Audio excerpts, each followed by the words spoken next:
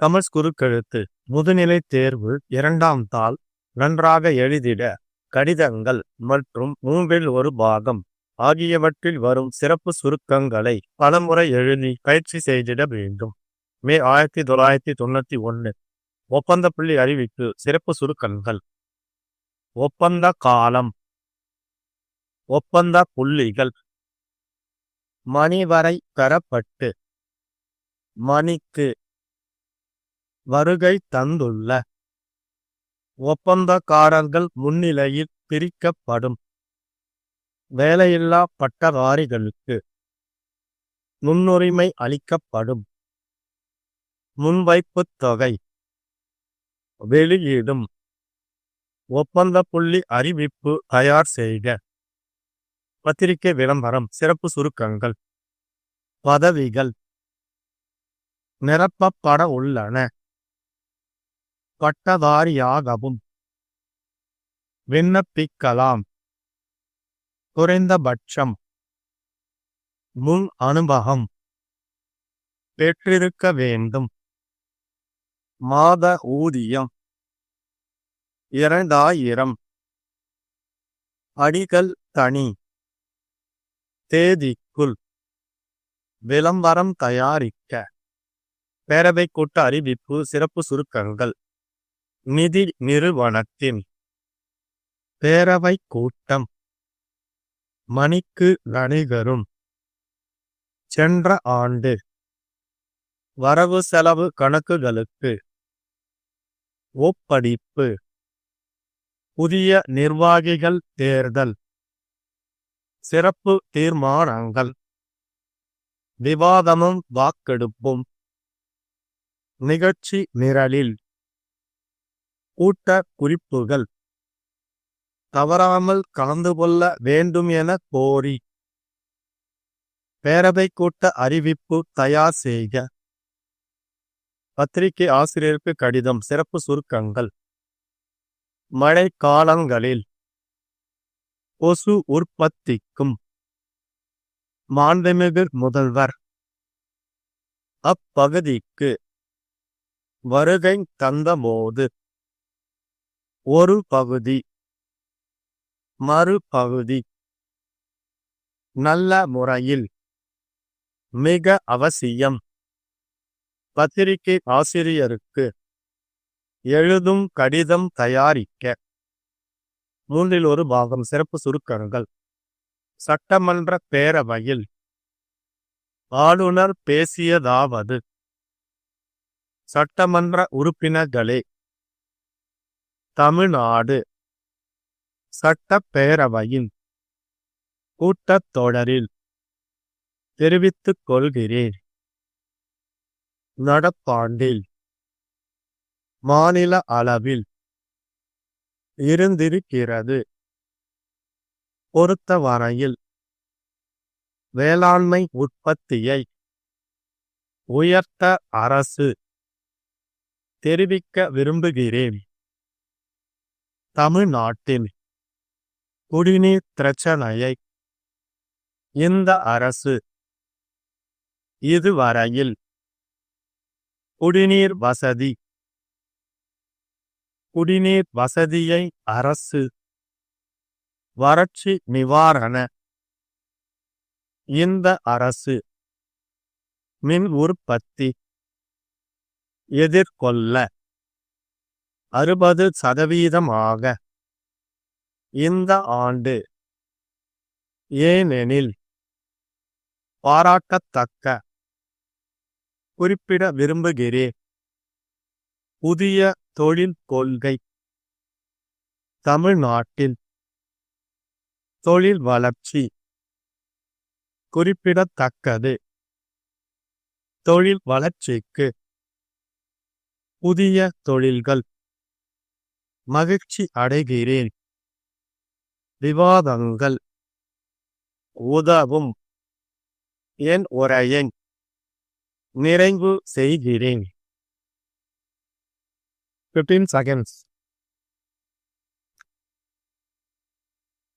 10 seconds. 5 seconds. Get ready. Start. 1 Nagercoil சந்திப்பு ரயில் நிலைய வளாகத்தில் வாகனங்கள் நிறுத்தப்படுவதற்கான கட்டணங்களை வசூலிக்கும் உரிமம் ஒப்பந்த அடிப்படையில் விடப்படும். ஒப்பந்த காலம் 2 ஆண்டுகள்.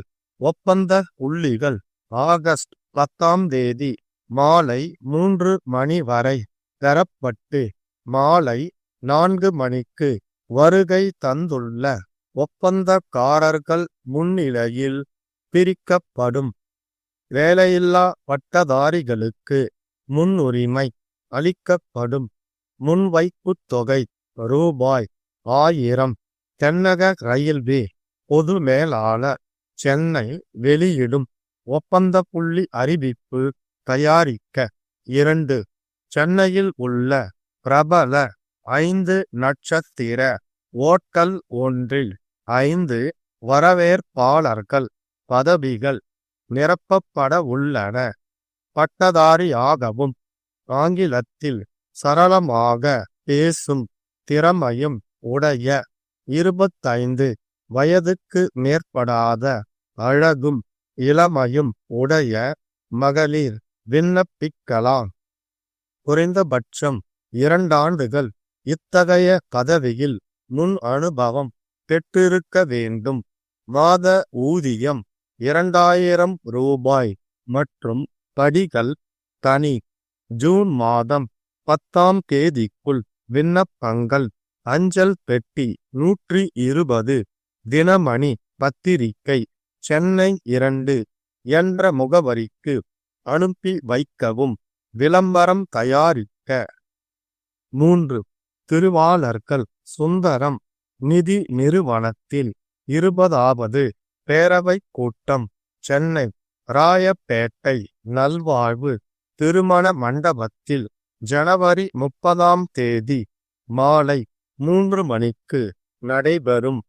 சென்ற ஆண்டு வரவு செலவு கணக்குகளுக்கு ஒப்படைப்பு, புதிய நிர்வாகிகள் தேர்தல் மற்றும் 2 சிறப்பு தீர்மானங்கள் மீது விவாதமும் வாக்கெடுப்பும் ஆகியன நிகழ்ச்சி நிரலில் இடம்பெற்றுள்ளன. கூட்ட குறிப்புகள் தனியே அனுப்பப்பட்டுள்ளன. உறுப்பினர்கள் தவறாமல் கலந்து கொள்ள வேண்டும் என கோரி செயலாளர் ஹேமலதா அனுப்பும் பேரவை கூட்ட அறிவிப்பு தயாரிக்க 4. வேளச்சேரியையும் திருவான்மியூரையும் இணைக்கும் 100 அடி சாலை மோசமான நிலையில் உள்ளது. இதனால் போக்குவரத்து பெருமளவு பாதிக்கப்பட்டு மக்கள் கஷ்டப்படுகின்றனர். மழை காலங்களில் தேங்கி நிற்கும் நீர் கொசு உற்பத்திக்கும் சுகாதார சீர்கேட்டுக்கு வித்திடுவதாகவும் உள்ளது. அண்மையில் மாண்புமிகு முதல்வர் அப்பகுதிக்கு வருகை தந்தபோது சாலையின் ஒரு பகுதி மட்டும் சீரமைக்கப்பட்டது. மறுபகுதி சாலையை ஒழுங்காக சீரமைப்பு செய்து நல்ல முறையில் பராமரிப்பது மிக அவசியம் என்பதை வலியுறுத்தி வேளச்சேரி பாலு பத்திரிகை ஆசிரியருக்கு எழுதும் கடிதம் தயாரிக்க ஸ்டாப். சரியாக 2 நிமிடங்களுக்குப் பின் 1/3 பாகம் படிக்கப்படும்.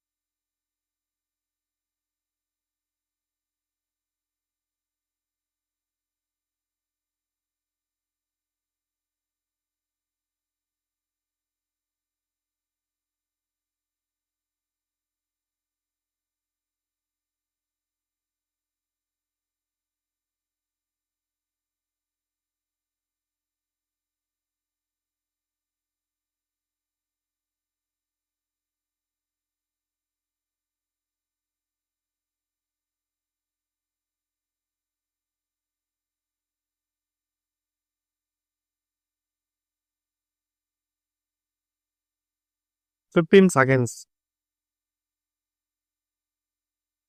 10 seconds, 5 seconds. Get ready. Start. சட்டமன்ற பேரவையில் ஆளுநர் பேசியதாவது: மதிப்பிற்குரிய சட்ட பேரவை உறுப்பினர்களே, இந்த புத்தாண்டில் தமிழ்நாடு சட்டப் பேரவையின் முதல் கூட்டத்தொடரில் உரையாற்றுவதில் மகிழ்ச்சியும் பெருமையும் அடைகிறேன். உங்கள் அனைவருக்கும் புத்தாண்டு வாழ்த்துக்களையும் பொங்கல் திருநாள் வாழ்த்துக்களையும் தெரிவித்துக் கொள்கிறேன். நடப்பாண்டில் தென்மேற்கு பருவ மழை மாநில அளவில் மொத்தத்திலும் பெரும்பாலான மாவட்டங்களில் திருப்திகரமாகவும் இருந்திருக்கிறது. வடகிழக்கு பருவமழை மாநில அளவில் சென்ற ஆண்டோடு ஒப்பிடுகையில் அதிகமே என்றாலும் 8 மாவட்டங்களை பொறுத்தவரையில் இயல்பான அளவை காட்டிலும் 20% அளவிற்கு மேல் குறைவாகவே இருந்துள்ளது. தென் மாவட்டங்களில் அண்மையில் பெய்த மழையினால் நிலைமை ஓரளவுக்கு சீராகி உள்ளது. இதனால் வேளாண்மை உற்பத்தியை உயர்த்த அரசு எடுத்துள்ள பல்வேறு நடவடிக்கைகளும் பயனளித்து நல்ல அளவுக்கு உற்பத்தி அதிகரிக்க வாய்ப்புள்ளது என்ற மகிழ்ச்சியான செய்தியை உங்களுக்கு தெரிவிக்க விரும்புகிறேன். தமிழ்நாட்டில் குடிநீர் பிரச்சனையை தீர்க்க இந்த அரசு தலையாய முன்னுரிமை அளித்துள்ளது. இதுவரையில் குடிநீர் வசதி அளிக்கப்படாத குடியிருப்புகளுக்கு சிறப்பு முன்னுரிமை அளித்து நடப்பாண்டில் 6000 குடியிருப்புகளுக்கு குடிநீர் வசதியை அரசு அளித்துள்ளது. இத்துடன் வறட்சி நிவாரண பணியின் ஒரு பகுதியான ஆழ்துளை கிணறுகள் அமைப்பதற்கான வரைவு திட்டத்தையும் வெற்றிகரமாக காட்ட விரும்புகிறேன். இந்த அரசு பொறுப்பேற்ற போது கல்பாக்கம், ராமகுண்டம் ஆகிய இடங்களில் உள்ள மத்திய மின் நிலையங்களில் மின் உற்பத்தி பிரச்சனை காரணமாக தமிழ்நாடு கடுமையான மின் பற்றாக்குறையை எதிர்கொள்ள வேண்டி இருந்தது. இதன் விளைவாக ஏப்ரல் மாதத்தில் மின் வெட்டை 60% அரசு அதிகரித்தது. பின்னர் படிப்படியாக அது குறைக்கப்பட்டு இந்த ஆண்டு ஆரம்பத்தில் மின்வெட்டு அறவே நீக்கப்பட்டு விட்டது. இந்நிலை தொடர்ந்து நீடிக்கும் என்று எதிர்பார்க்கிறோம்.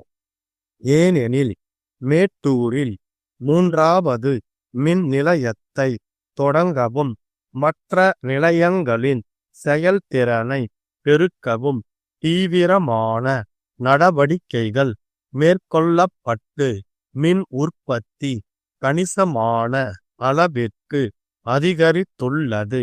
இது ஒரு பாராட்டத்தக்க சாதனை என்பதை பெருமையுடன் குறிப்பிட விரும்புகிறேன். அரசின் புதிய தொழில் கொள்கை தமிழ்நாட்டில் தொழில் வளர்ச்சி பெருக அதிக ஊக்கத்தை அளித்துள்ளது. தொழிலதிபர்களும் பாராட்டி வரவேற்று உள்ளனர் என்பது குறிப்பிடத்தக்கது. தொழில் வளர்ச்சிக்கு அளிக்கப்படும் சலுகைகளையும் ஊக்க உதவிகளையும் அரசு விரிவுபடுத்த கருதியுள்ளது. இதனால் பல புதிய தொழில்கள் தமிழகத்தில் விரைவில் வரவிருக்கின்றன என்ற செய்தியை உங்களுக்கு தெரிவிப்பதில் மகிழ்ச்சி அடைகிறேன். இந்த கூட்டத்தொடரில் நடைபெற இருக்கும் விவாதங்கள் மக்களாட்சியின் உயரிய மரபுகளை வளர்க்க உதவும் ஆக்கப்பூர்வமான வழிமுறைகளாக அமையும் என்கிற நம்பிக்கையுடன் என் உரையை நிறைவு செய்கிறேன். ஸ்டாப்.